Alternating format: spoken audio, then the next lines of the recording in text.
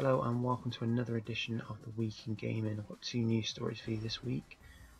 One, one of the stories I want to talk about is something that I got quite excited about, and the second news story is sort of about a topic I wanted to talk about for quite a while. So, by the video, you've probably guessed what the first news story is, and that's the fact that Capcom have announced Resident Evil Revelations officially. There was a video, I think 2 weeks ago, in the news video I did. I was talking about a leaked box art and screenshot, so I kind of had a feeling it was on its way, but I'm kind of glad they've announced this. Well, they haven't really announced a release date. They've sort of just said early 2015 in Japan. They haven't sort of announced for North America and any other territories as of yet, I don't believe. But they sort of all they showed was a teaser. I think it's what they call a teaser trailer. It was a very young girl walking, or sort of running, and you sort of seen all these people surrounding her, and they had like these armbands on. From what I can understand, if they had a green one, they weren't infected, and if they had a red one, they were infected. But as she started off running, they were all like people with green bands, just talking and chatting in slow motion, and as it sort of got on, you sort of seen like a zombie going to someone, and all of a sudden like, their band started changing red, and the zombie band was already red, and it's quite a strange one, and I think it had something like he was watching, so it kind of it left more answers than questions, to be honest. It's as if, I mean, from what I could understand of it, it's like someone's purposely, like, I'm trying to think of a way of explaining it. It's as if someone's watching this all unfold and they're controlling how it unfolds. Sort of a bit like the Saw films. I've never actually personally watched them, but I've kind of been told what they're about, and from what I've sort of heard about them, it sounds something similar to that. That's just a theory, and I think it's more of a shot in the dark, if anything, or probably more. I think they said that, I read an article that there's more to be shown on the game at the Tokyo Game Show, I think it is, which is coming up in a few weeks if I'm correct. So it'll be interesting to see what they show off there. They're not returning Chris and Jill for Resident Evil Revelations 2, which is kind of sad, but I get why they're doing it. I've said this in the previous video, I don't feel like Chris and Jill's story has anywhere else left to go, and it kind of makes sense to go with fresh new characters, because if you look at a lot of Resident Evil characters, they face these outbreaks so many times that it just doesn't, you just kind of got this feeling that they're just going to get through it no matter what, where if you have a set of fresh new faces, then I think it'll up the intensity like it did in the original Resident Evil games. So I think that's a really good idea. I mean, it'd be nice to sort of see them as, like, if there's like a mercenaries mode or raid mode, I think it was in Resident Evil Revelations 1. It'd be nice to see them like return for that or something, like, but I just don't think it would be as interesting for the main story. I mean, that's just my personal opinion, to be honest. But I think as long as Capcom keeps away from the Resident Evil 6 style of gameplay and keeps it very much the Resident Evil Revelations style, then I think they've got something good on their hands, to be honest. And I think as long as you keep it from, I mean, if you look at Resident Evil 6 story, it was probably the most horriblest thing about the game.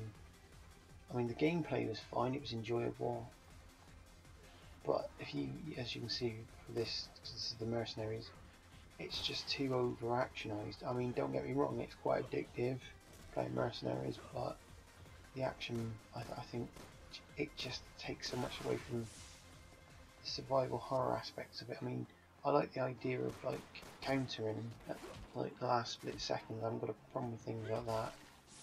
I mean, moves like that are a bit over the top, and I don't know if they're necessary, but I think other than that, as long as they sort of stick with what was great about Revelations, then I think they're onto something good, to be quite honest with you. It's also going to be set in a new setting. It doesn't actually say what sort of setting, but as I said in the video I think it was 2 weeks ago, about the leaked screenshot. It did sort of look, I did say that it sort of looked like a prison environment, which will be interesting because with a prison it's very enclosed, so it'd be much of a harder fight for survival. I think I'm pretty sure in prison they have security cameras and stuff, so that'll fit in with my theory about how someone's watching and planning everything. I mean, I could be wrong on that because it does say evil's watching, so but I think that would make an interesting game, to be honest. I think they're very similar to Resident Evil Code Veronica. I think there's a, if it's, I'm trying to think of the guy's name, I think it's Alfred. I think like there's a part of it he has like a load of traps set and watch it on the camera, so I thought that was kind of an interesting concept. It's a bit sickening, I must admit, but it's quite an interesting concept. It'll be interesting to see if it does go down that route. So for the second news story, we're going to be talking about Mortal Kombat X, I think it is, or 10, whichever way you prefer. I think it is actually 10 because I think it's the 10th Mortal Kombat game. I could be wrong on that. But they've announced the release date, which is 14th of April, which is a Tuesday, and apparently that's for the UK as well as some other territories. And they usually only do that with like really big games, like for example Destiny. I think they do it for Call of Duty as well, and some other really big titles. So it's in the UK it's always on a Friday games get released, so it's they're probably expecting something big from this. And I mean, I'm not the hugest fan of Mortal Kombat. I have played quite a few of them. I've played the original trilogy on the PlayStation. I think whichever one I played, I think the 2011 one, it might be Mortal Kombat 90. I think it's just called Mortal Kombat. I quite enjoyed that. The thing I always hate about Mortal Kombat is the gore in it. It always puts me off the game quite massively. I'm just not good with gore. It's kind of strange that I can tolerate like Resident Evil. I don't get it, but I think with Mortal Kombat's really quite over the top gore, and it doesn't do me any favour. It makes me feel quite ill. I'm very squeamish when it comes to that. One player isn't he? That's kind of strange. It's coming out for. I actually meant to say that Resident Evil Revelations is coming out on the PlayStation 3, for Xbox One and 360, and I believe PC. And that's pretty much the same for Mortal Kombat 10. It's coming out on the X. It's coming out on the PC, PS4, PS3, Xbox One, and 360.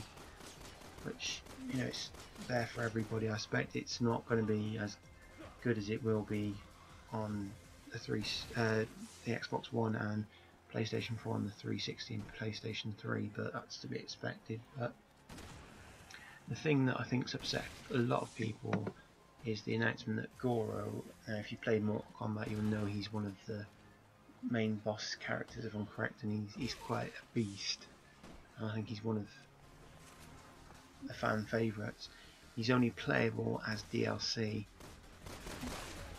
And it's a DLC you have to pre-order to get the game. Now if you're planning on getting the game, that's great. If you're not, I mean a lot of pre-orders are now like, well, I think over here it's about £5 if you pre-order a game. I don't know what it is other places. I don't even know if they still do it for free in some shops. But the fact is, you've got to put money down for something that you, just because you want a certain character, it just seems really ridiculous. Personally, I don't like these DLC pre-orders. I get why they do them, because they obviously need to get the money and stuff. So, but I like what the new Pokemon games are doing, where you get like a statue. I've always preferred that way of doing DLC. Not DLC, what am I about? That way for pre-order bonus, because that's actually something that doesn't affect the game at all. And I think with a character like Goro, if it's online and he's like a really over the top character, it's going to be very annoying for people who didn't wish to pre-order. So that's everything for this week. I'd like to thank you for watching, and hopefully you'll join me for next week's video.